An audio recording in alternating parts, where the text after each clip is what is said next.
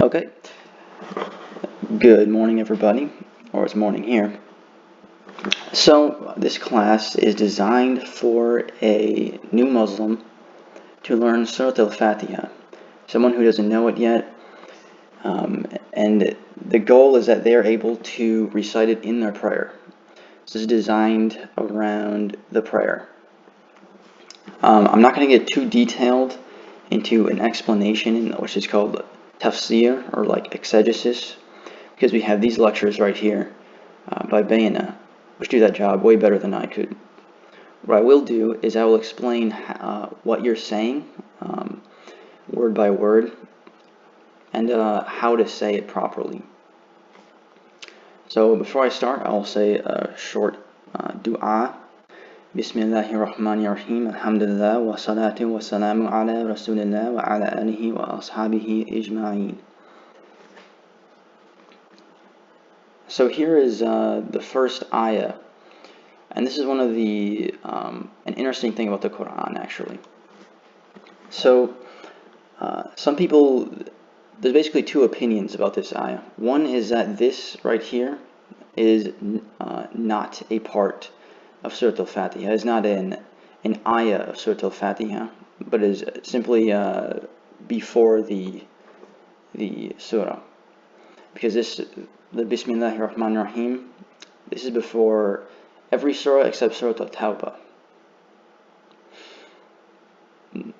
So some Qur'an that you'll pick up, like the ones in Hafs, which is this one, most Qur'an that you pick up will be in what's called Hafs, which is a qira'at. That's a bit complex to get deep into.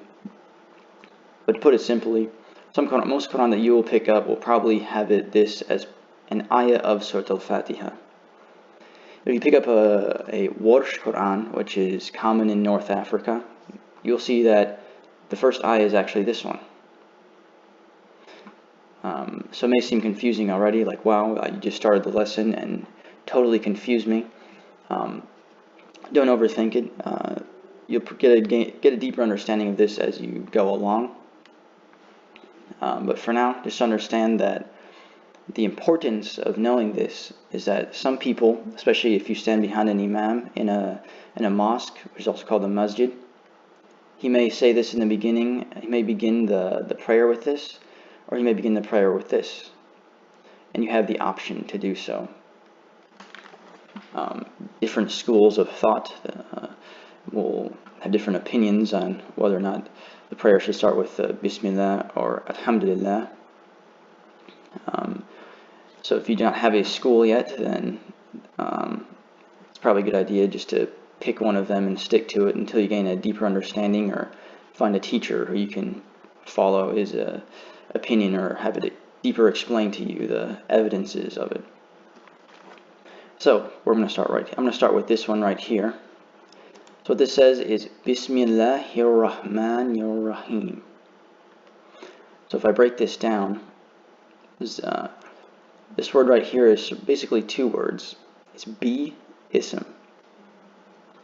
Bi is a prefix. It means in or with. It can sort of mean because of. And then ism, it means a name. So I may say ismi Greg, my name is Greg. I may say ma ismak, what is your name? And this right here is saying bi ism, bismi.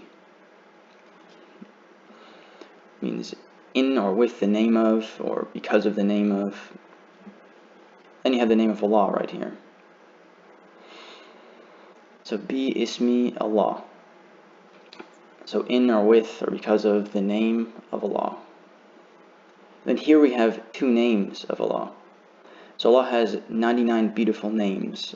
They explain His attributes, help us to understand Him, make certain supplications to Him. This name right here is Ar-Rahman. And this name is Ar-Rahim. One thing to note here is, one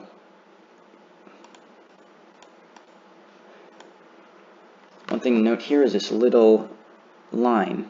That is called a dagger alif.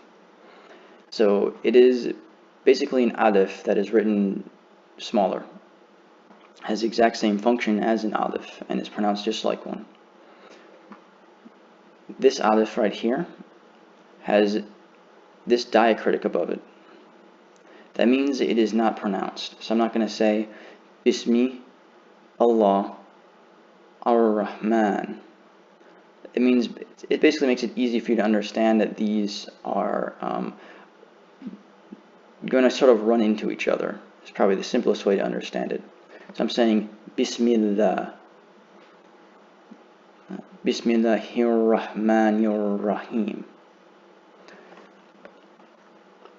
So another thing to note here is this shadda, and this shadda. The little W right there is called a shadda. A shadda means you hold the letter it is above for 2 counts.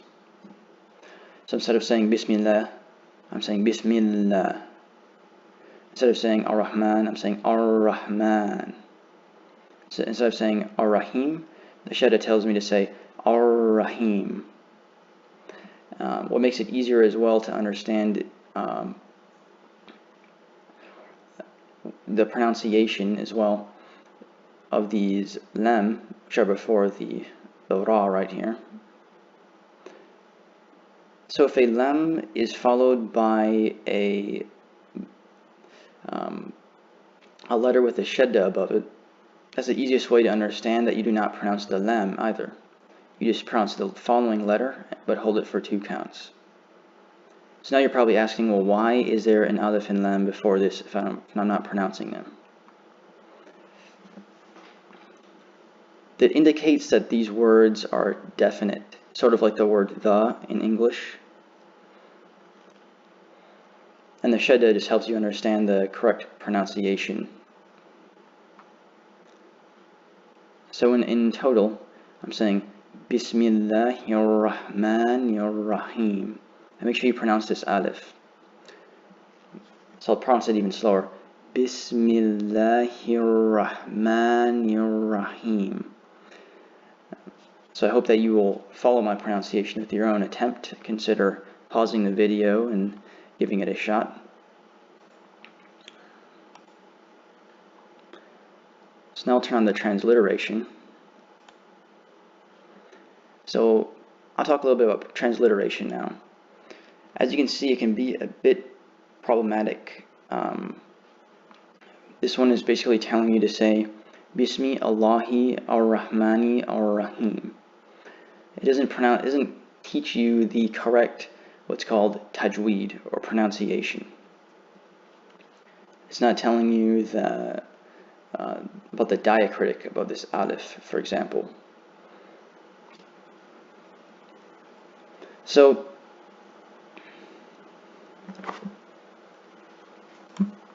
sorry. I also recommend watching this lecture after this video.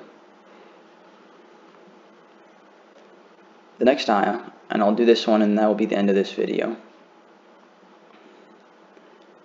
Alhamdu lillahi rabbi al-alameen. Note the dagger alif again. So you have al, which means the, makes it definite. Hamdu lillahi, notice the shadda. So hold this for 2 counts. Lillahi, another shadda over rab, so rabbi, and then al-alameen. So notice the alif here. Alameen, hold that for 2 counts. So when we break this up, when you put al and you make hamdu definite, and Numan Ali Khan will explain it much deeper in this lecture. You're from saying, if you were to say hamdu, it could mean, some praise. For example, sometimes the praise, when I say alhamdu, it means all praise. All praise you could ever think of. A lot of people ask me when I explain that to them, well, what praise? Well, there's no subject. All praise you could ever think of. You get in your car, you turn your car on, it starts, no problem, alhamdulillah. you get a new job, your interview went well, alhamdulillah. All praise and thanks to God. And the thing interesting here is the word li. Li means to or belongs to.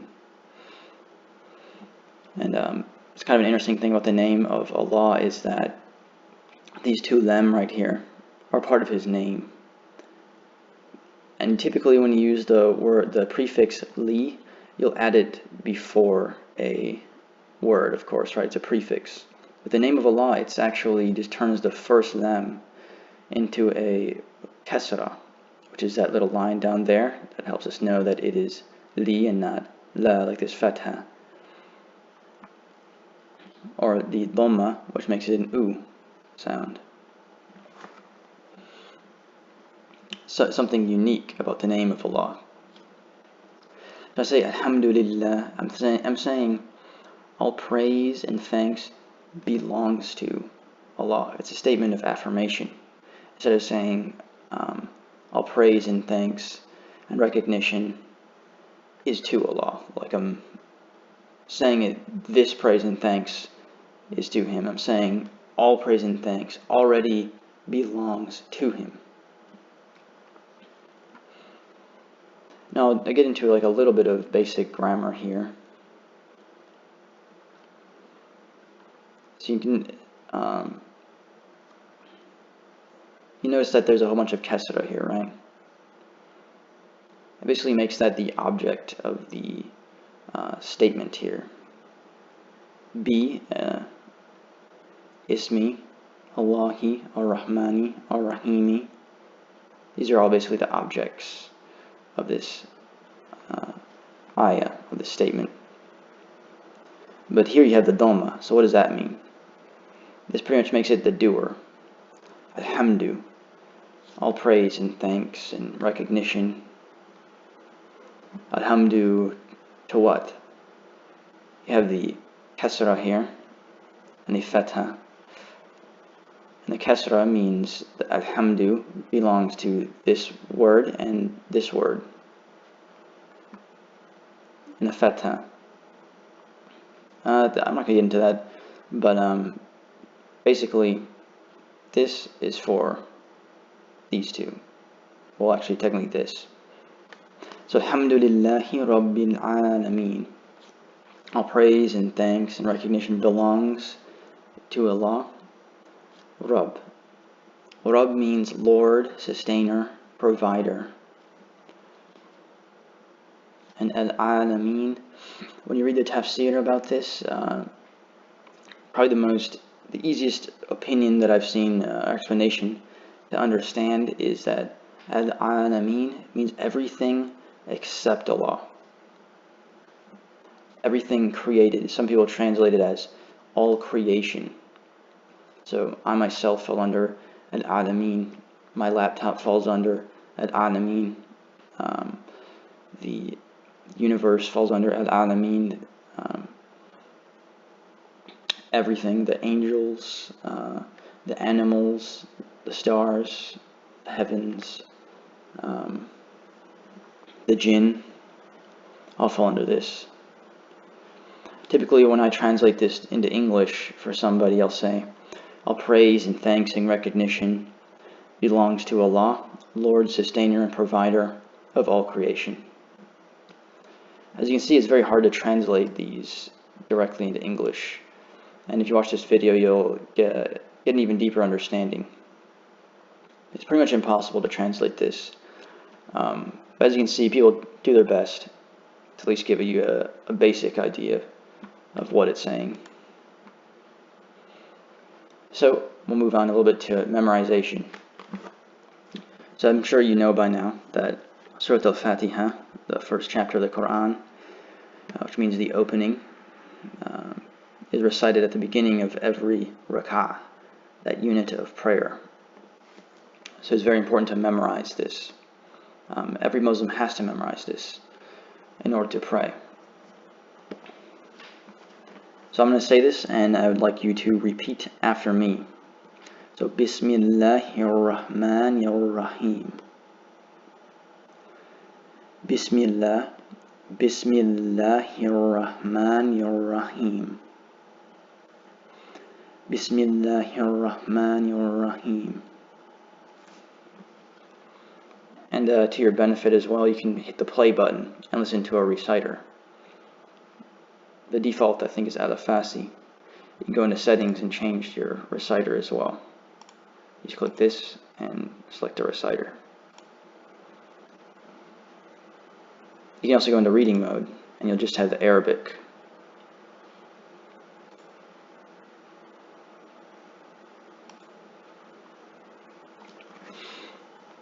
Second ayah. Alhamdulillahi Rabbil Alameen. Make sure you hold on these shadda for 2 counts and extend for 2 counts on the alif. Alhamdulillahi Rabbil Alameen. Alhamdulillahi Rabbil Alameen. Alhamdulillahi Rabbil Alameen. So, the best way to memorize these is just say them over and over again. Then try looking away, try to say it on your own. Then look at it again and try to say it, try to read it. Alright, and that will conclude this lesson. Once you have these memorized, I recommend watching these lectures and getting a deeper understanding of what you're saying. It's very important to understand Surat al Fatiha on a deep level. Because you say it so often, you say it in every rak'ah, and you pray 5 times a day at least, that it's hard to concentrate and really gain something out of your prayer when you don't really know what you're saying. Another note as well, in terms of these 2 names of Allah, there's another website, which is great.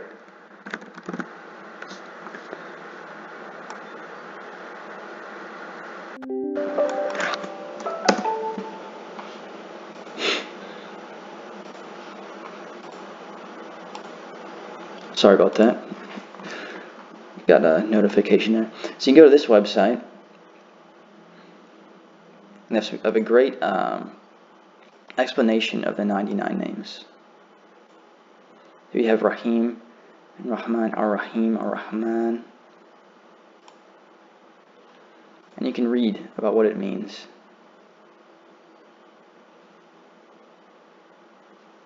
Highly recommend that. If you come across any name of Allah, I recommend looking it up here.